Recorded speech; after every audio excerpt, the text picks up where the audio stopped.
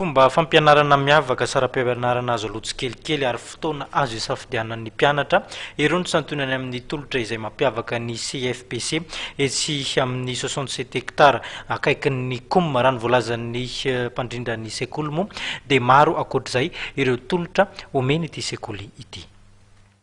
Miavaka ary mbola hafa amin'ny tolotra omeny raha ny CFPC mendrika na ny centre de formation professionnelle de coiffure et d'esthétique mendrika izy amin'ny 67 hectara akaikin'ny COM satria dia manolotra fiovana avo lenta amin'ny sarany mirary sady azo alotsy kelikely ho an'ireo mpianatra liana amin'ny fikojakojana bika manendrika.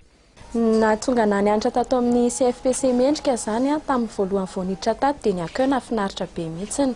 Ankoatran'izay dia zareo manana facilité de paiement azonao aloha araka an'izay ahafahanao ilay izy mandrapatapitra ny fianaranao. Dia tena zava-dehibe tamiko koa ny fotoana zany afaka misafidy ianao araka izay itiavanao hoe za amin'izao ny afaka mianatra dia manaiky izy mety tsara. Dia za zao efa 3 mois nianatra tato mazava tsara ny fampianarana na ny teoria na ny pratika ampy tsara. Nianatra tany akafa fa tena sarotsarotra tamiko zany nandray anazy nandray an'ilay fampianarana fa tato tena mazava tsara daholo. Izy dia iantohany ihany koa ireo fitaovana rehetra ilaina amin'ny fianarana mandra-pahavitany.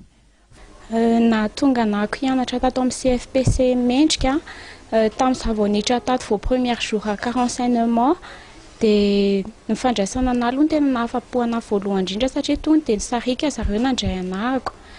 Dia nianatra vao nanomboka nianatra tato amin'izay voalohany indrindra dia tony dia nahazo tsara ny fampianarana rehetra nampianarana anahy satria mahay manazava zareo no tony dia tafampita taty aminahy ilay fampianarana.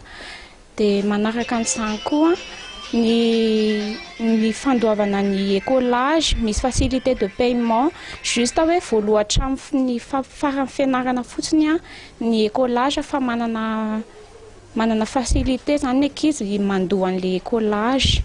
Fantatra fa efa misokatra isan'andro ny fisoratan'arana eny amin'ny CFPC mendrika 67 hectara ary amin'ny faharoan'ny volana oktobra izao ny fidirana ho an'ny andiany manaraka.